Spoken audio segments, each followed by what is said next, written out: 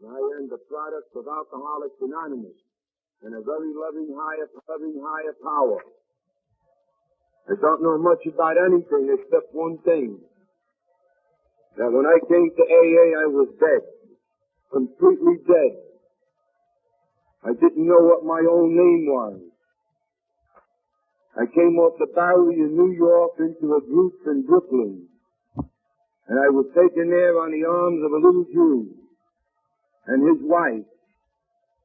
And my old Jewish friend had told me that same day, if you come with me and Jean, and we'll carry you to AA, and you won't have to drink no more, and you're going to be all right.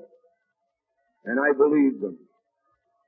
I believed them because for the first time in my life, I had met someone who understood exactly how that I felt.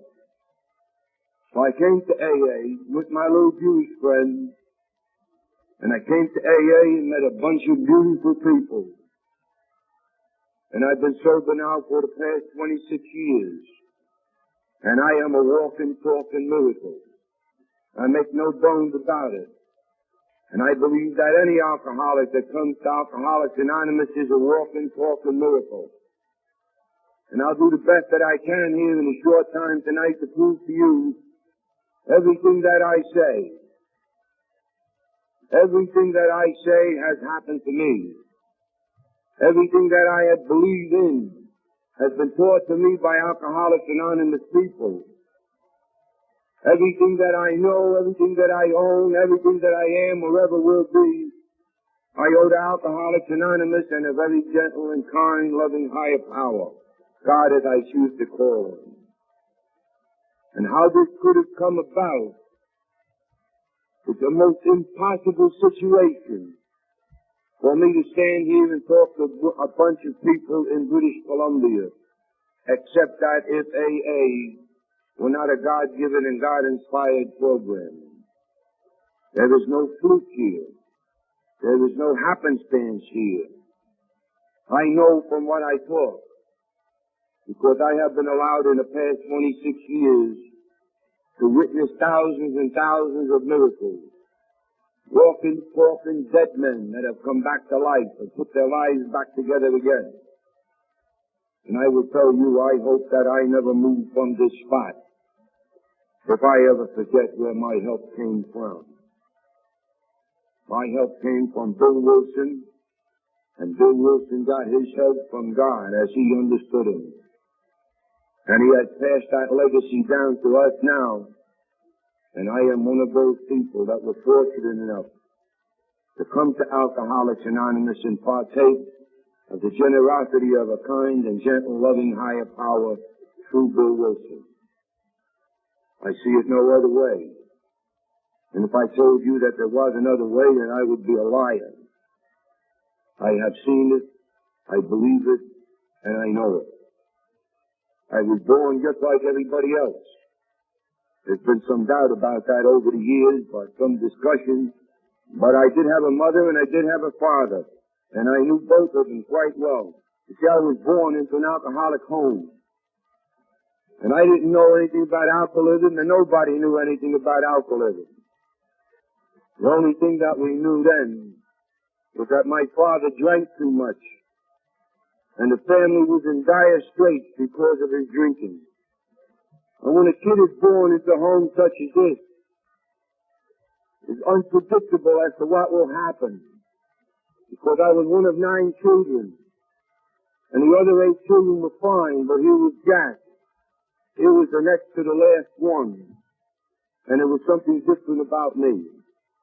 There's something completely different about me because I suffered more than my father suffered with his drinking. And as time marched on, it became very evident to me and to the rest of the family that there was something different about Jack. Something quite different. Jack couldn't go to school. Because if I went to school, I would stay at school and worry only about my father and my mother at home. And worry about the landlord coming for the rent. And worrying about my mother crying into her apron. And all these things affected me very greatly when I was a kid. And I learned how to hate very early in life. because I hated those people that brought alcohol into the home. And make no mistake about it, my father was a good man. He was a good man. He was an alcoholic. And nobody knew what the disease of alcoholism was. So I grew up in this environment learning how to hate. I hated my father very early. Because each and every time that he lost a job and went on a drunk, he would come off and he would be filled with remorse. And would rock me back and forth in a chair, and he would promise me there'd be no more drinking, and that he would get a job, and that he would buy me a pair of skates, and he would do a lot of things, and he lied to me. He didn't lie at that time, but when the time came for him to take another drink, he took it. That drunk would do the same thing all over again. So I lost my faith and my hope and my love for my father. And all I had in my heart was a tremendous love for my mother. And I wanted to take her out of that environment, buy a little house in New Jersey somewhere, and live with her and be happy. I wanted no trouble. I was a very quiet, shy, retiring kid. I loved to read. I didn't want to engage in sport. I had nothing whatever to do with football or baseball or basketball. And I grew up this way. And then one day, a miracle. A complete miracle. My brother and I were in a bedroom. And we were in a bedroom because it was raining. My father was drunk. And it was a Saturday morning. My brother came up from under the bed and he had a bottle of wine. And he told me what it is. Look, Jack, I found the bottle. Let's try a little bit. And I said, no, I don't need any of that. And he took the cork out and he tried it. And he said, Jack, you're making a mistake. It's nice. It's sweet. And I looked at him and I looked at the bottle and I didn't know have any inclination whatsoever to drink. I would repeat at this point that I hated booze. I hated people that drank. I hated my father when he drank. And yet here I was faced with a situation. And I looked at my brother and he looked so good, he kept repeating how sweet that it was. And finally I reached out and I took a drink for the first time. And my brother kept saying, isn't it sweet? And I said, no. I said, it's a miracle. Because for the first time in my life now, with a drink of wine, just a short swallow out of a bottle, I lost all the fear and all the ungrounded and unfounded fear that I had lived with for 12 years. From the first moment that I was born, I was filled with what the medical people tell us now is the first and foremost manifestation of our disease. Ungrounded and unfounded fear. And when I took my first drink, that disappeared, and I felt good for the first time in my life. And I looked at my brother and I said, Joe, have another. And he said, sure, and he had two. And I had the second one, and I asked him to have the third, and he said no. If you drink too much of that, Jack, you're going to get sick. And I told him what I believed with all my heart. I said, you are absolutely certain. I said, if the Lord made anything better than this, he must have keep it up there for himself. And I looked at the world, and I felt so good, and I asked my brother again and again to have another, and he wouldn't. And here now, some 40 years later, my brother lives in Lynbrook, Long Island. And I would say to any alcoholic, if you ever meet a Joe Brennan, especially in his home, don't drink with him. Because what he'll do to you today is what he did to me 40 years ago. He will give you one drink, and after a proper length of time, he will give you a second drink. And then the cork goes back in the bottle, and the bottle goes back in the closet. And you see, you have just lit the fire, and he is all finished. And for 40 years, that's what he's been doing. And he's still doing it today. And now we take his brother. Same mother. Same father. Same environment. Same home. Same clothes. Same shoes. Same food. But what happened to me, I hope and I pray to God that doesn't happen to anyone sitting here tonight. I hope that with all my heart. Because for the next few years, I lived a life that I wouldn't miss on at all. I graduated from no school whatsoever. I have never even graduated from the grammar school. Because the first moment that I took my drink in a bedroom with my brother at 12 years of age, I knew what I had to do. All I had to do to be able to live in this world was to take a little drink of anything at all containing alcohol. And I would relieve the tremendous tears and the terror that I felt in my heart, and I was capable of living just like everybody else. My mother and father had often told me, be like your brother, and I had tried. I tried to be like my brother. I couldn't. So I learned to hate him. But you see, when I was introduced to alcohol at age 12, just a kid's trick, but I found the secret of living. And for the next years, I lived. So let me point out to you right here and now that the disease that I suffer from, chemical in nature, affects me in 3 areas of my life. It affects me mentally, in order that it enables me to do things that normally I would not be able to do. And it affects me physically, because it steals my health. It causes me to shake and tremble. It kills the physical, I don't have to explain to anyone here. But it also affects me spiritually. And I would like to just dwell for one moment on what I believe is spirituality. A spiritual person is a person that is wanted and needed and loved. And the alcoholic, by his actions, due to the use and abuse of alcohol, becomes very unspiritual. He is not wanted. He is definitely not needed. And no one could love him. So this then was me at age 12. I had embarked on a career of drinking in order to live. I never liked alcohol. I never liked anything that contained alcohol in it until I found out that alcohol would enable me to live. I still looked on my father as a bum because I was not like him. I drank this stuff because that I needed it. And you would say, how does a 12-year-old drink? Well, it's very simple, especially if you're an Irish Catholic. If you're an Irish Catholic and you're an altar boy, you can drink pretty good. And I went to the church and I was an altar boy. And I asked for the early mass, 6 o'clock. And nobody wanted the 6 o'clock mass, only an alcoholic. And I used to get at the 6 o'clock mass at 5:15. And I used to polish up all the things that I was supposed to and polish off a little of the wine.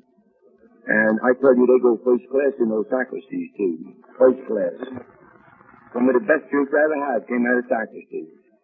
But you see, I ran into problems even there. I would go along for a period of time with my 6 o'clock mass and be able to go to school. And I used to tell a nun, sister, why don't you sit down today and let me take over the class?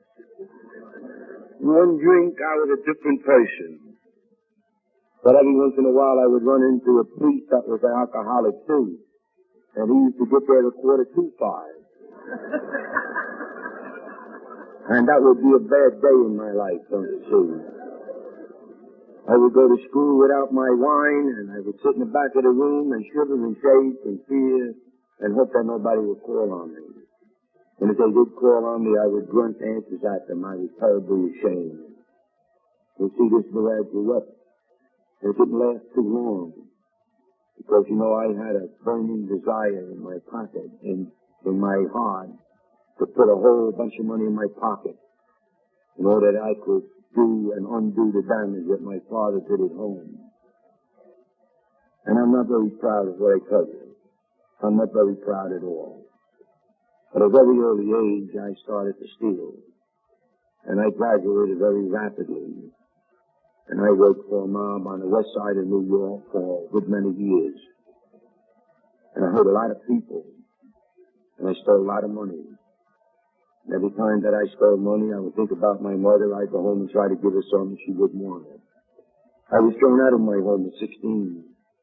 My mother came home and found me sitting at a table with a roll of stolen money, a bottle of whiskey, and a .38 revolver pointed at my father's head. I was a maniac when I drank. I was absolutely insane. And some of the things that I've done, I have to live with. And I say, thank God. Thank God. Each and every day I thank God for AA program and its 12 steps that it contains. Because the 12 steps enable me with proper application to my life to be able to stand the stink of my garbage and turn it into something that might help someone else. So you see, while I do have my past, I never forget it, and I don't dwell on it, but it's there. I don't smell it anymore. I can stand it now because I have replaced my garbage with Alcoholics Anonymous and you people sitting out there tonight so nice. I would like to say one thing right here. I get all choked up when I think that there are so many of us here in this one little room, one tiny little room and so many of us. And my mind goes back to people that I saw that didn't come into little rooms such as this. And I see kids in orphan asylums, and I see kids in shelters, and I see kids right where I used to live, age 11 to 17, doing 18 months for juvenile delinquency. I see lots of terror, and I see lots of horror in alcoholism. I see nothing pretty. And then when I come into a room such as this, and I see we eat so well, lovely tablecloths, I just simply like to remind us all, particularly me, just stop for 1 minute and think of what would happen if each of us tonight that are alcoholics here went out and got drunk. My mind cannot fathom, cannot tolerate such a thought, but it's a distinct possibility. There is no guarantee here except in each one's heart how sincere that he is and how much that he has turned his life over to Alcoholics Anonymous and a higher power. Can you think of all the children that would wake up tomorrow morning and be late for school? And can you think of all the bosses that would sit and wonder where is Joe or Harry, they didn't come in today? And would you think of all the women sitting in kitchens with their world about their ears once more, wondering why did it happen? Everything was going so well. So you see, when they asked me to come to British Columbia, I said, sure, I have to come. Because there is one person here that will avoid such tragedy, I'm sure. My friend upstairs, he makes no mistakes. He does exactly what he wants to do. And I believe as I do believe. So I'm so grateful to be here and to talk to you people, especially that one. Because this then enables me to go home with a feeling, a sense of security and love and usefulness. And how often I wanted to be useful, and now that I am, how good that it is. You see, the people that I hate, I cannot make any more amends to. I was a vicious animal when I drank. And there are people walking in this world that bear my scars. Because I would stick a gun in your belly and I would not be satisfied with to take your money. I would more than likely bash you across the bridge of the nose with a gun. Sometimes I have my memories at night, my nightmares. I had one this past week. And I saw an individual with his mouth hanging open. And I saw the blood coming out of the corner of his eyes, and I could hear the bones crush again. And I could hear, most of all, I could hear me laughing right in his face.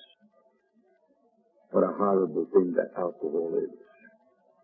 I'm not proud. I am not the least bit proud. I tell you these things in order to enable you to put yourself in my position and evaluate your past. If you think that you can't do it, you can. If I can be sober, and I can live for 26 years, and if I can return to my church, and I can become a useful citizen, then I say to you that anyone can do it. And of course you will say how. I will say only one way. Turn your life and will over to the care of God as you understand them. And this is what that I did. You see, I ran my life according to my plan. And I stole much money, hurt many people. And I watched my mother be buried, and I was not even able to get to the funeral. That same woman died of cancer. And the last word that she spoke to me, I sat in a room at home where I had to sneak because my father wouldn't let me in the house. And I sat there in the middle of the night holding my stomach where I'd been stabbed in the course of a hold-up. I had uncounted money in my pocket. And I sat there talking to her, holding my stomach together, bleeding like a stuck pig. And she said to me, Jack, you don't look too good. And I said, I'm all right, Mom. Don't worry about me. And when it began to get daylight and I figured that the heat was off, I could leave, she reached out for her pocketbook. And she said, here, please, Jack, take this $1 and stop somewhere and get something to eat. Because I don't think that you're eating too well. How I wish that I could go back and undo that. But I can't. I took her $1 and I patted her and I walked out. And I went back to the same thing that I had been doing. And the night that they called me in Greenwich Village in New York and told me that my mother was dead, I walked outside of the bar that I was in at 4 o'clock in the morning alone in this whole world. And I put my fist through the windshield of an automobile standing at the curb out of pure hatred. I hated everybody. I hated God with a passion you wouldn't believe. And I stuck my hand through a shatterproof glass window. It shattered. And if it had not been for the grace of God, I would never have survived that. Because two nurses going on a special sick call to a hospital across the street picked me up and saved my life. They carried me into the hospital bodily. And I came through the next morning, and there was 2 cops standing on either side of my bed. And my one arm was handcuffed to the bed. And I looked at my right arm that had gone through the window, and it was a mass of black with a big plastic bubble over it strapped to my chest. And one of the cops said, if you so much as bat an eyeball, I'm going to beat you to death with this club. And I wondered what horrible thing I could have done now to deserve this. And I soon found out. I had gone berserk in the operating room. I threw cans of ether around the operating room. I punched doctors insensible that were trying to save my life. 2 nuns that came and talked to me, tried to talk to me, I also hit. I sat in the bed and I listened to these things about me and I said, no, my God, it must be somebody else, it's not me. But it was me. Those are the things that alcohol caused me to do. I wound up with 203 stitches just in the lower part of my right hand. And they told me I would never be able to use my hand again, and they said it's a good thing, as nasty that you are. I used my hand after that, and I hurt a lot more people too, because you see, I thought I was right. And when people tried to help me, I had been arrested over 125 times. I've done time in 2 state prisons in New York. And when people tried to help me, and many did, many fine people tried to help me, priests and ministers and social workers and doctors and psychiatrists and psychologists. And they all started their help with the same attitude. All you have to do is stop drinking, and we'll help you. Do anything you want in this world, only stop drinking. And I used to say, yeah, I know that story backwards. I can't stop. I'm one of those people that has to drink or I'll die. I can't do a thing when I don't drink. And this is the way I believe, and this is the way that it was. So I ran many, many fine people away from me. And I sat with my friend, Boots, to give me a drink, and I could do anything. But there was one strange phenomenon always occurred. You see, I would drink, and I would be a maniac, and I could do many, many nasty, desperate things. But the moment that I woke up in the morning, no matter where that it was, I was always back to being that 12-year-old scared kid. I used to sit on an end of a bed, look at the stolen money in my pocket, look at the bottle on the dresser, wonder where I had been, smell my gun to see had it been fired, and cry like a baby. Because I was doing things that I didn't want to do. And I was so ashamed of me that I would reach out for the bottle and I would say, get away, 12-year-old scared kid. Nobody wants a 12-year-old scared kid in a man's body. So I would take my morning drink, and then I'd be capable of going out the next night and doing exactly the same thing that was breaking me up so bad that morning. I lived a life such as this. I got married. I married a very gentle woman, a very quiet woman. She thought that my friends were really wonderful people. They spend so much money, Jack, and they go so many places. And she didn't know they were spending other people's money, of course, but she was a very naive woman. And she used to love to see the bright lights in New York, and we loved to show them to her. But she started to ask many questions. She started to ask me things like, Jack, when do you work? Well, I would say to her, why don't you just be quiet and be nice like a wife should be, and as long as you have money, why do you worry about me working? And I would tell her I was on vacation. And after the vacation, I said, well, now I'm on sick leave. And she never knew exactly what that I did. And she asked me why I drink in the morning. I said, because I'm up all night. Morning to me is night to you. And this is the way that it went. Well, she asked too many questions. I had to leave because I didn't like it. I was not only ashamed of what I was doing, but I didn't want people to see me. I didn't want people to see me get up in the morning, reach under the bed and take a half a glass of water, a glass of whiskey. I knew that I was like my father. I knew that there was something wrong, but I was going to beat it. Well, I never beat it. I'm going to make a long story short here tonight, and I'm going to take you back just quickly. I came home one day and things were getting desperate. There was no money in the house. We were on welfare. And I would sit in a window, look out a window, and drink my whiskey, steal welfare checks. We had 2 children at this time, 2 little infants, 2 little babies. Or one, I'm not sure. It's not important anyway, at least one. And I couldn't tolerate anybody near me. I couldn't tolerate anyone near me. My wife came in one day and she told me that I was not anything what I thought that I was, a hero, a smart guy. She said, you're a drunken bum. And she said, I can prove it to you. And she gave me a book marked Alcoholics Anonymous, the big book. And I said, what is that all about? She said, that's what you are. And I said, you're crazy. And I said, those are a bunch of sick people, not me. And I threw the book out the window and I told her that she'd follow it if she kept annoying me. And the next thing you know, she told me something that I will never forget.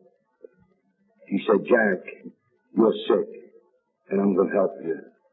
And I resented it immediately because help for me was what people always do to me all my life, snatching my liquor, snatching at my booze, trying to hurt me, taking away my friend. And I said, don't start with me now again, please. You're the only thing I have left in this world, don't you start too about my booze. Leave it alone. She said, but Jack, my son there needs a father, and I need a husband. She said, we're not going to have it long because you will die. You're killing yourself. I'm going to help you whether you like it or not. One day I went to my favorite bar and he wouldn't serve me. He told me my wife had been there. And he said, if I give you one drink, she promised me to burn my bar down. And he said, if you want to drink somewhere today, Jack, you go elsewhere. I went elsewhere. And she had been there before me. And I went in about a 10-mile radius. She had hit every delicatessen, grocery store, bar and grill, and speakeasy. And I went home, I was going to murder her. I was going to kill her. And I went in the house and I announced my intentions. And she said, wait just 1 minute, Big Shot. What is it that you want, a drink? And I said, yeah. She said, well, I'll give you a drink. And she said, no, just come to New York with me, I'll give you a drink. So I just looked at her, and I needed a drink so bad, I said, okay. So I got on the subway for a drink. When I got off the subway, the experience was so bad, she gave me another one. And now she said, now we're going into that church. And I said, no. I said, that is a Protestant church, and I'm a Catholic. I don't go in there.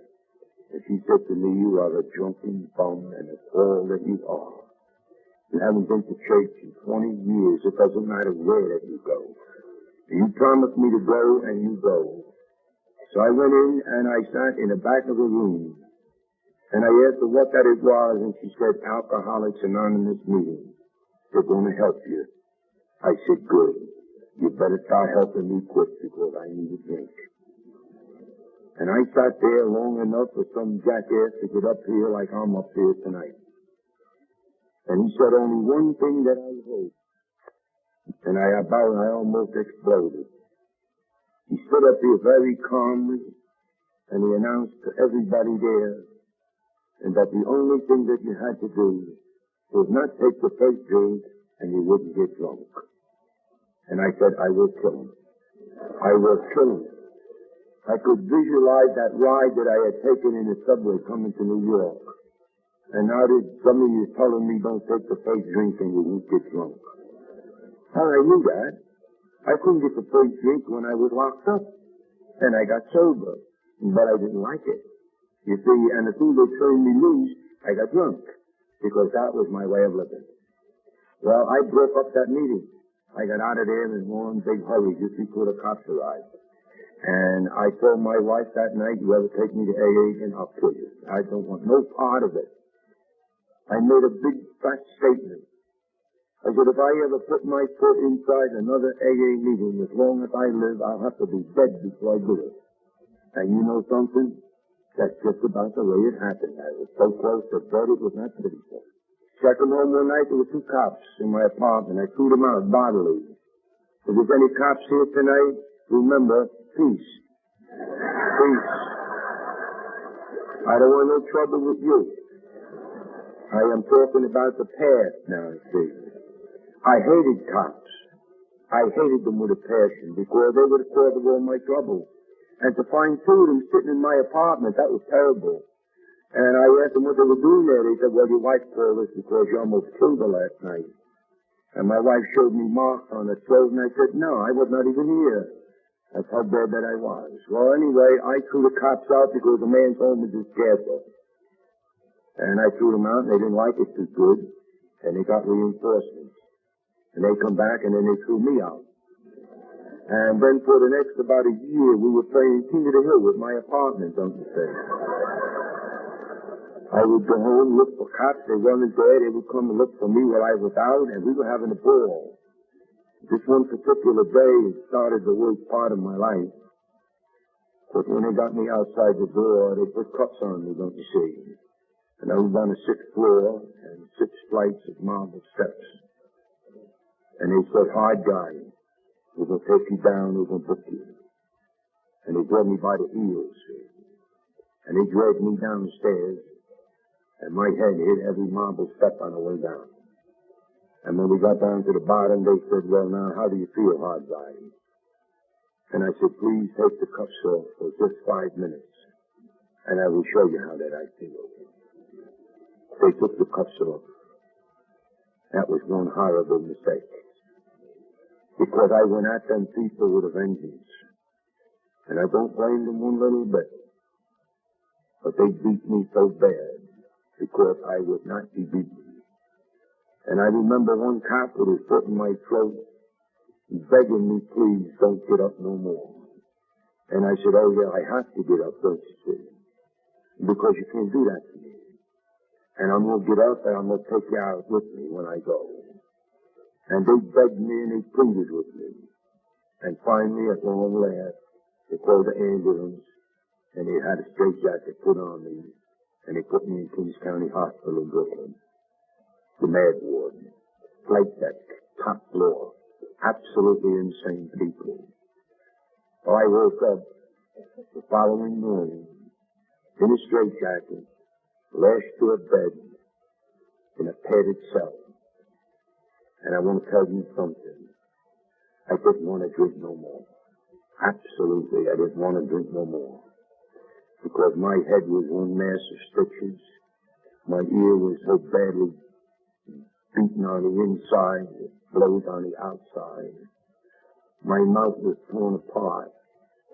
My teeth were kicked up into the roof of my mouth and were nothing but stubs of teeth. My arm was broken. My ribs were broken. My both jaws were wired together. I had clots of blood in the back of my throat. I didn't dare breathe for fear I would choke to death. I couldn't see out of either eye. I was a mess. And I lay there in that bed, 12 years old and scared, and I said to myself, Jack, you can't drink no more. This is it. You had it. And I made every vow that a human being could make. I don't drink no more. And I went out and I went home in a brief length of time. And I went home and my wife looked at me and she said, what are you going to do now? I said, don't know. I ain't going to drink no more. And I sat in a corner, afraid to move, afraid to go out in the street, afraid to talk. And my brother came and my sister came and nobody understood me. And I sat, 12 years old and scared. I couldn't sit no more. And finally I went out.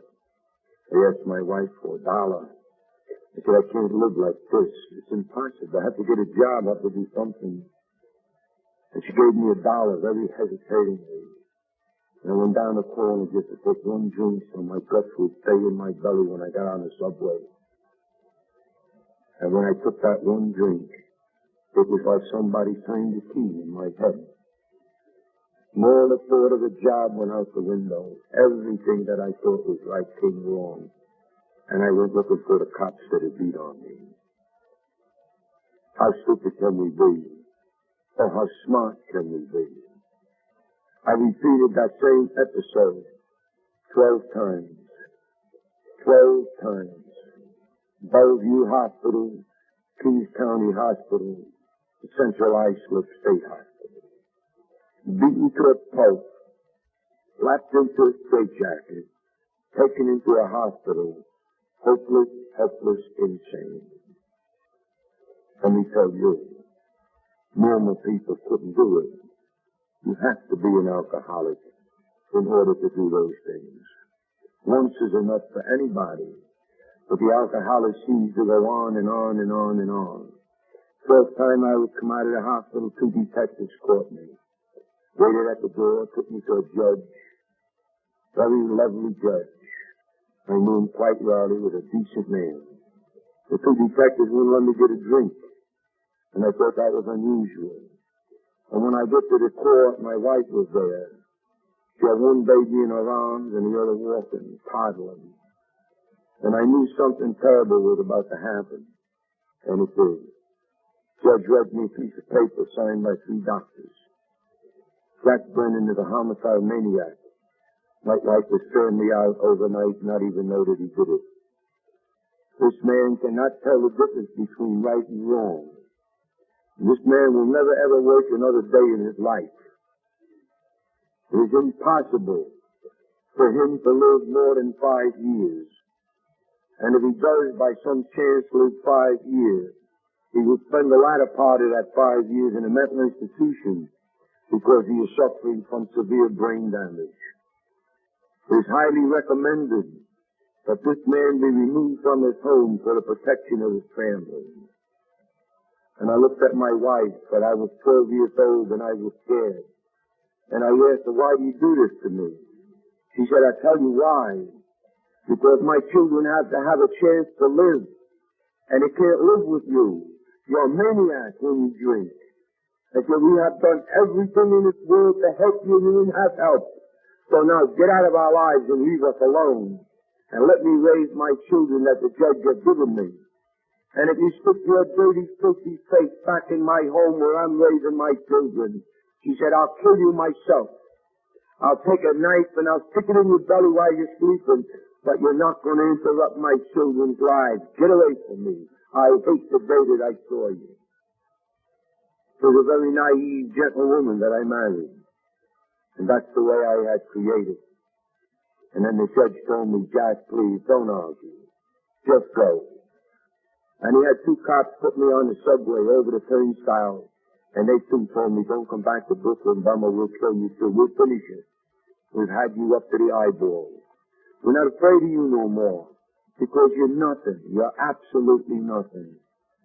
And I went over to New York full of big ideas. I was going to get a gun and I was going to do this and that. No. Lies. How we delude ourselves. I couldn't get a gun. I didn't know which end the bullets came out anymore. I had no friends that were stupid enough to even bother to talk to me.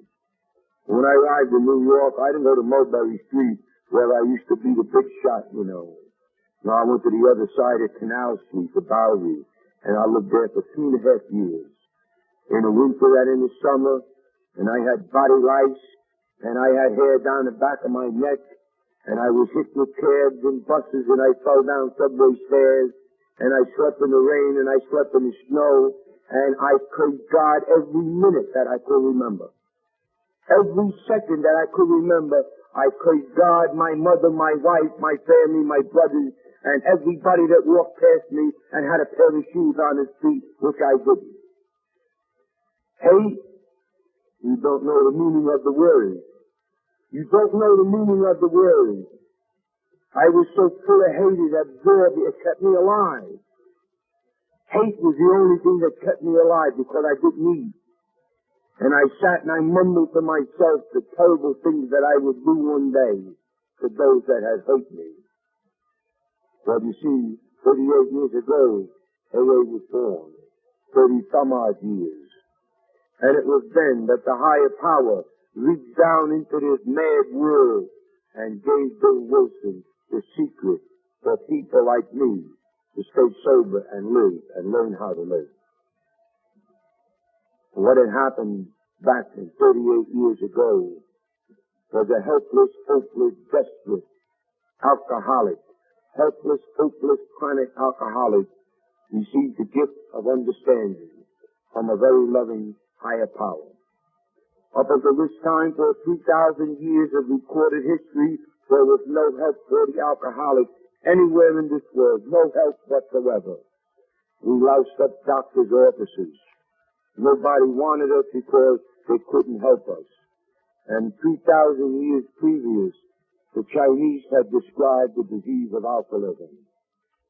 They said in the earliest recorded history, the man takes a drink, and then the drink takes a drink, and then the drink takes the man. A perfect description, 3,000 years old, of the disease of alcoholism. Well, I lay on the barrier, I knew none of this, but I knew only one thing. I had to die. And I cursed God even for letting me live. I used to wake up in the morning and smell myself before I could see myself. And I would lay there and hope that I could close my eyes long enough to sleep a little longer. And maybe I'd wake up and it would be a big bad dream, but it wasn't. And then one day I had hemorrhage in the stomach. I took a drink in the bar, and I went into the bathroom. Filthy, dirty bathroom, you wouldn't put a dog in. And I had hemorrhage in the stomach with my first drink. And I fell down on the floor, and I hit my chin on the filthy bowl. And I literally watched myself running down a toilet bowl. And it was at that time, and only at that time, that I looked at the bottle I had in my hand, and I said, that's not my friend. I've been wrong. And I threw the bottle over my shoulder, and I closed my eyes, and I prepared to die. But my friend upstairs, you see, who watches alcoholics. And every alcoholic in this world will come to that point, same as Bill Wilson did, a day of despair, when he will call out the same as Bill did. If there be a God, let him show himself now. Not tomorrow, not the next day. Now, I need you. Help me. That's what happened with Bill Wilson, and that's what happened with me many years later. Because I lay in that bowl in that toilet, I didn't die. And my friend upstairs watched me. And pretty soon he started to put pictures into my head. And I could see pictures of my wife and my family, good days and bad days, and I was delirious, no question. And I tried hard not to throw up anymore because I was so very weak I couldn't move. And one picture came very clear. It was like I was up in that chandelier looking down in the heads of a lot of people, moving about, milling about, drinking coffee and laughing all nice and clean. And I couldn't place what that was. And then suddenly, like a tremendous revelation, it came to me. That was that AA meeting I had been at so many years before, where that brilliant man had said, don't take the first drink, and you won't get drunk. And suddenly I started to cry, and I said, Jack, you damn fool. You had it, and you blew it. You threw it away. And I lay there, and I wept, and I cried, and I saw that picture, and I cursed me for the first time in my life. it was then that AA came to me. Because out of the whole mess, the chaos that was my life, one thing became very important. I wondered, could I possibly do it? I crawled out of that place on my hands and knees. I grabbed the stranger and I screamed at them and I begged them and I pleaded with them. Call AA for me. There's some kind person called AA. And he told me, sit down here. Don't move because they're coming. And I was hardly hoping, daring that they would come. I thought maybe again I was hallucinating. Maybe they didn't say that at all. But I hung on to whatever I was sitting on to keep my mind in my body, and I waited. And AA came. Not a big Irish Catholic named Murphy, you know. No. Little Jewish fellow named Sam Cohen. And I looked at him and I learned a further lesson. Here I am alone in this whole entire world. No wife, no home, no money, no health, no sight, no couldn't speak. I couldn't do anything in this world. I was useless. Absolutely, completely useless. And this little Jewish man stood in front of me and he said, my name is Sam Cohn and I'm here to help you. And I looked at him in amazement. And I said, are you sure that you can? And he said, oh yeah, I'm sure. I know. And that was then he told his wife to please, Jean, keep quiet. Don't say that no more. Because she kept saying, oh my God, oh my God. And he said, he wasn't going to hurt you. He wouldn't bother you. Just leave him be. He's all right. And then finally she got close enough to me, and the two of them said, if you will just come with me, we will carry you to AA, and you don't have to drink no more, and you'll be all right. So now either this man had to be a nut, he had to be crazy, he had to be a damn fool, he had to be stupid in some way, or else one thing or other. He had to have a secret, something that he knew that nobody else knew. I'll leave it to you. Did he have a secret? And did he know what he was talking about? I came into AA 26 years ago, as I've described. I was just so grateful and happy to be able to sit into a room where people would say to me, that's all right, kid, you'll be okay. I didn't want any speaking engagement. I didn't want a job. I didn't want shoes. I didn't want anything in this world, only one thing. Somebody to say they understood. And everybody I met did just that. So that I say to you that the key to this program is understanding. Understanding the other individual. Because I sat and I grew on understanding. You see, people told me, Jack, we need you. Please keep coming back. And I couldn't understand it. And my friend Sam Cohn, had he told me to go in the corner and cut my throat, I would have done it. I didn't argue with him. Because he was a man that I knew that he loved me. So everything he told me, I believed.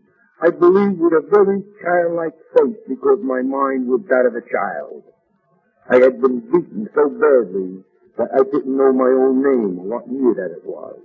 I didn't know who was the mayor or the president. I couldn't call anybody by their name. I knew nothing except one thing. At long, long last, I have found what I was searching for in the bottom of the bottle. Understanding. I would have settled for 3 months of sobriety and died happy. But my friend upstairs has different ideas. Because he gave me a sponsor, the out of this world, an AA man that was beautiful. So I used to talk with Sam all the time. And when he told me that he needed me, I couldn't understand why. And I asked him one day, he said, oh, Jack, you're helping an awful lot of people. I said, how do I do that, Sam? He said, well, you are. When we get new people, we point you out to them. And we tell them if they keep drinking, they're going to get like you. And he said, you're helping an awful lot of people. Please keep coming back. You see, now I was wanted. And he said, you know something, we need you to wash the dishes too. And we have very beautiful cups, you know, regular cups. And 2 weeks after I started washing dishes, they went to paper cups because I broke them all. And nobody said to me, you're stupid. Nobody. They laughed. They said, oh, that's good, you can wash cups. And then one day Sam said, Jack, we all love you. And I said, Sam, you know something, where I come from, men don't love men, you know. And I said, you're not one of them funny people, are you? And he said, no. We love you because you're an alcoholic. I want you to think about that. I want you all to think about that. We love you because you're an alcoholic. We didn't say that we tolerate you because you're not, in spite of you being an alcoholic. He didn't say that we love you even though you are an alcoholic. No. That's the way I had lived. Everybody tolerated me in this world except till I came to AA. And then they loved me because I was an alcoholic. At last I had arrived. I had come somewhere where I was wanted, needed, and loved. And that was the beginning of my spiritual growth. Mentally, I got sober. Physically, I got sober. I stopped puking there for a few 3 weeks. I was able to sit down in a chair quietly after a couple of 3 months. So I want to tell you something I will never ever forget. Never in my life, as long as that I lived, from where that I came and how that I got to where that I am today. I will never ever forget my little Jewish friend Sam Cohn and my friend upstairs, the higher power. You see, I went to Sam one day and I asked him, I said, Sam, I owe you my life, how can I pay you? He said, you are a stupid Irish pig. Coming from a little Jewish man, to me, that was a pretty hard word. I said, you know, there's something wrong. I don't know what that it is. I owe you my life, and you snarl at me. He said, I do because you're stupid. I told you that it was not me, that it was the higher power. And he said, I gave to you what was given to me. And the person that gave it to me had it given to him. And if you carry it all the way back to the very place where working is the higher power that gave it to him. So we all owe to our higher power. No one owes anything. So if you want to say thank you to anyone ungrateful Irish bum, say it to the higher power. And I said, don't speak to that man. He said, I know that. That is your trouble. And he said, you had better speak to him because you're not going to speak to me. And I said, you are nasty. He said, yeah, I am nasty, but I am right. And I said, how do I do that when I cursed him so bad? I hurt so many people. He said, talk to him just exactly the way you talk to me. Then he said, no. He said, you better clean it up a little bit first. So that night I went out, I didn't take the bus. I went on the sidewalk and walked home. And I spoke to my friend upstairs. And I told him, I said, hey friend, that little Jewish guy in here said that you must love me because you sent him out after me. And I said, I gotta believe it. Because I'm sober and I got paid the shoes. And I'm doing real good. I got a little room. And I got a job washing dishes. And he says, I owe you. I gotta believe that. So I said, I'll tell you what I do. From here on, you tell me what to do, and I'll do it. No question. He's been doing that for me for the past 26 years. And you know something? Some days I say to him, I say, well, I'm going to do it all right, but this time you're wrong. And when you get in trouble, don't you come to me because it's your idea. And you know what? He's never wrong. Man, it looks like a jigsaw puzzle, and I dive in and do what I'm told to do, and it comes out beautiful. So I have stopped down. I just accept each day as it comes.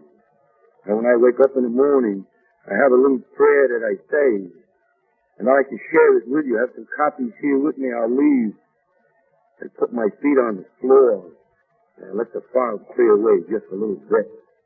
And I send my little prayer.